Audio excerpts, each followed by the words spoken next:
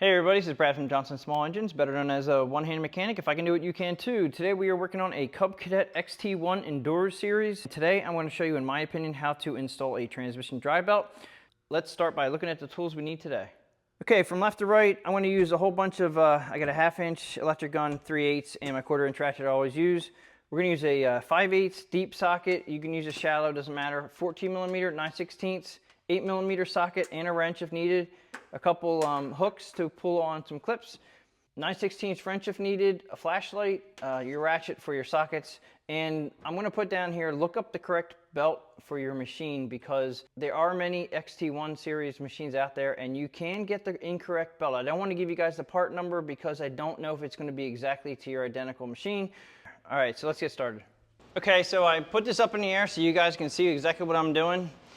And if you need to clean out your machine before you work on it, this was a nightmare when I got this in the shop. I couldn't, the emergency brake wouldn't work, so I really had to clean this up a lot, and it's not even as clean as I want it to be.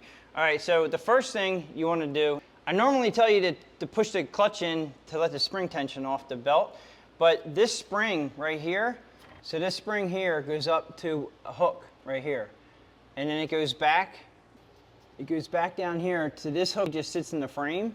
But the spring tension on this is really not that bad. Okay, so from back here, all you have to do is, it's a little tough for me, but you're gonna one hand hold that hook, and the other hand, you just take this one out, and you can see how it is, and see how it hooked it in like that? It has tension, but it's not that bad, all right? And if you have to, you can probably take this spring off from behind the tractor. But I'm going to go ahead and take it off of here. I'm going to let it hang right there. Now come up here and you're going to look at this hook right here. This is where this goes right here. So what I'm going to do is I'm going to take it off the hook right there.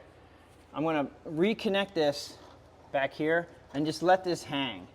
I just want to let this hang down like that so I know that that's where it's supposed to be. So now we have no belt tension. And from there, now, I have the mower deck off already, and I'll put a link in the description below if you guys need to take the mower deck off. I should have said that earlier. But yeah, so this right here, you don't have to take off to take your mower deck off, but to do this job a little bit easier, this is the guide for the mower deck belt. But over here, I made a mark on the side of the frame right here, so you know what hole it goes into, and I'm going to go ahead and just remove this. I'm going to start with this big pulley. Now this big pulley has to come down because the fingers that hold this belt, the fingers here that keep the belt from coming off the engine pulley. This bolt here is a 5/8.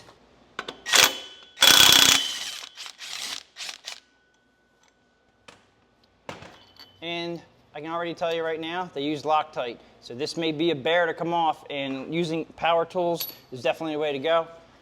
Slide this down, comes right off. At this point, we do have to take this down, but I'm not going to take it down right now. I'm actually going to take the belt out the rear, and back here it's a little bit tight, but there is a guide that opens up, so when you take the belt out, it actually will go over the belt guide, come around the back of the fins of the fan. You don't want to break the fan, and then you can take this one out here, and it comes right out. Now we have to take off this. Now for it to come down easy, these arms right here for your mower deck up and down, I would definitely suggest taking these pins out. Okay, so I forgot to put needle nose pliers in there. I mean, they can be a bear, but most of the time they're not too bad. And then you just take this off and hang it down out of the way. Just go to the other side. Okay, so we're on the other side now. Just gonna take it out and hang it down. And what that does, that gives us access to this one bolt. All right, you might be able to finagle around there. You can use a wrench maybe, but we have to take this out. We have to take this one out. We have to take this one out on both sides. I'm going to start on this side.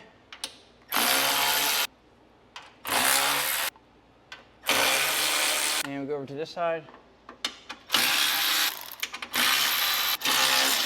Okay, so I wouldn't think this would just drop down. I didn't think it would because it's usually pretty stuck on there. Now just keep this in mind, with the belt hanging down here, I'm going to bring this out and down here. This one here is hanging up here. There is a bar inside here. This bar right here we have to take this bar off. We have to go around to the front. The rod comes up and hooks to your brake right here. Okay, that's the rod that we had to take off. So that pin is designed to come out, and it's not a very easy place to do it. So what I'm going to do is put the emergency brake on, lock that in, and what that does is it brings up the pin just further up for me to get my hand in there. I did learn using this pick. One of your comments might have helped me out, but if you put the pick right inside the eyelet and then you pull up, it comes right out, just like that. Okay, so now I'm going to release the brake, and it just fell out.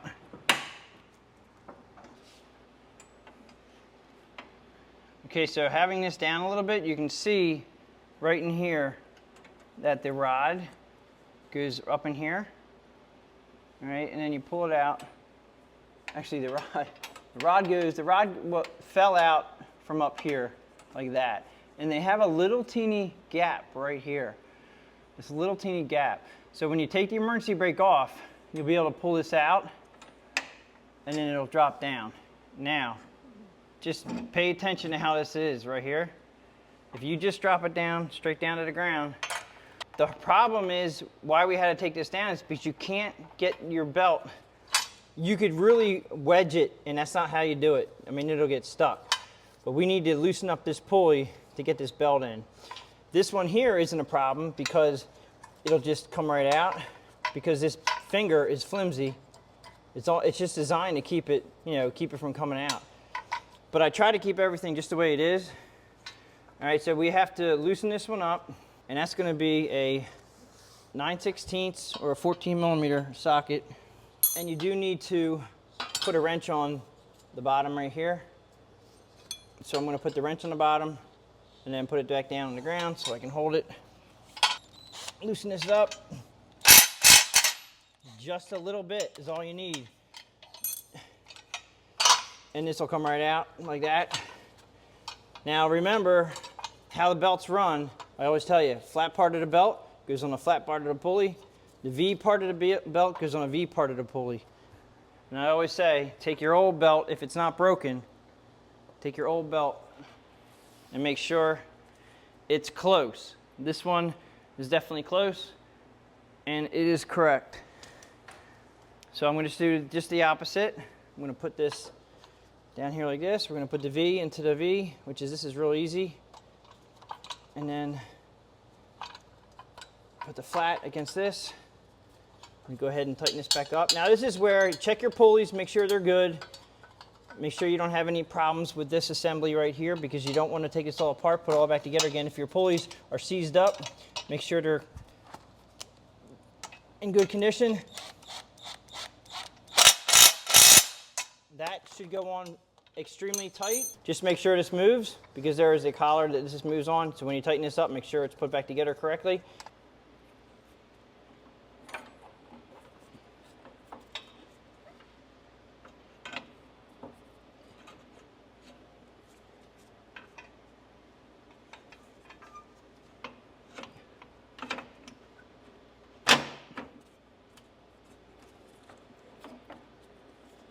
I'm going to go ahead and put the belt up on the engine shaft a little bit right here just to keep that from going anywhere.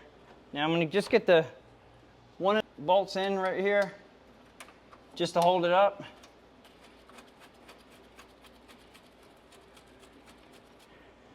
Going to go around the other side and put this one, oops, just put one in right here.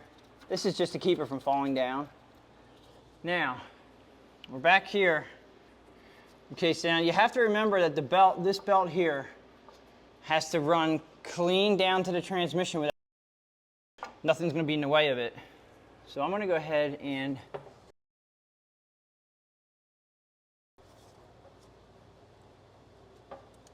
belt on the rear pulley, and basically you're just getting it behind the fan, the start, and then pulling it up. You'll see, it's really hard to see here, but you'll see that this guide stops, it opens up down here so you can actually put the belt in. And then if you get both sides in, and the belt is low enough, it'll be on the back pulley. Come up here. And this is where you have to be a little bit careful with where your belt is going.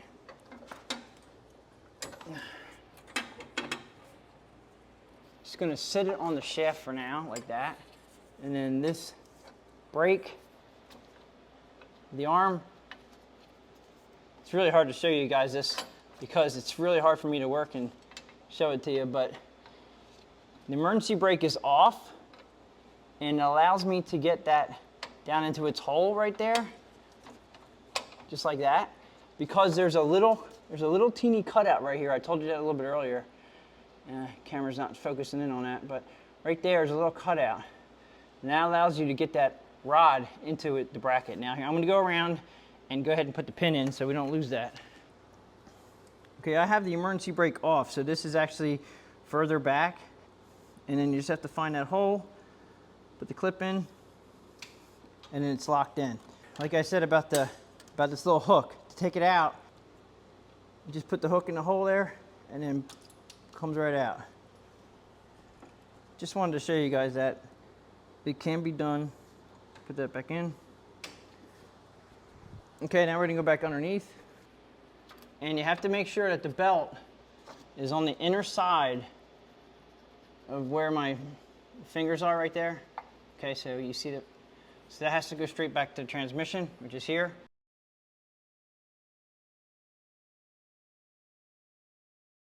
So it goes down through here and straight back to the transmission, okay? Now we can go ahead and put on the engine pulley. When you put your engine pulley on, you're going to have a little indent right here. It has a little key on the inside, and that's actually in there permanent from the factory. That's actually molded in there. And it goes up onto the keyway up here on the shaft. All right, and you have to line that up. And sometimes you can just put it up on there and spin it, and then it'll lock in. Okay, like that. You can put your belt on. Just roll it around. I usually press against the inner right here to have it tight against the pulley before I put it up in between these fingers right here. Then I'm gonna go ahead and you can put Loctite on this if you want. I've actually had no problems with these things coming off. All right, now at this point, we can reinstall the whole spring tension for the transmission drive. And there's a hole in the frame that it's a little bit hard to see there, but there's a hole in the frame that this hook actually just sits in. All right, so what I'm gonna do is, since I only had it sitting here so I wouldn't lose the positioning, I'm gonna go ahead and hold the hook with my arm. I'm gonna unhook it, and as you can see, the hook right here, I'm gonna have it sit in a certain way so I know I can just go down onto that hook. This one up here has to go up inside here. So this hook here is go right here around that hook. And then what I'm gonna do is I'm just gonna pull it tight, and boom, it's right on. This is not that much spring tension, but believe it or not, that's all it needs. And they've been working great for years and years and years. Now I'm gonna go ahead and button this back up again.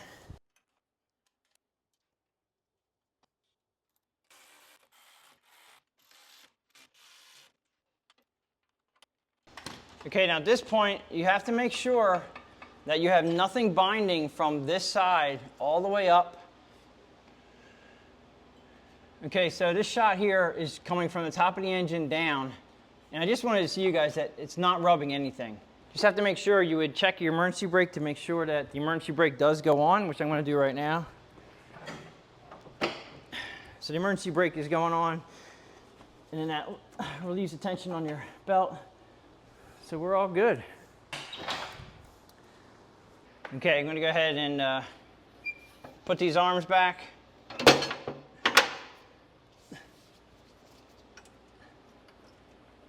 And I always have the pins facing rearward on the tractor. I think I've told you guys that a lot. If you have the pins facing rearward and they get hit, they'll go in and won't fall out. We normally do 90% of our driving in forward, so it's always good to have those pins facing that way. But these butterfly clips are great.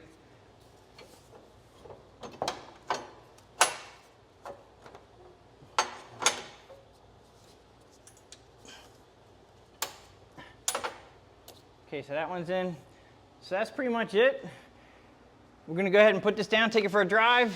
If you guys like this video, please give it a thumbs up. Please subscribe, share my channel with your friends, and I'll get you guys on the next one.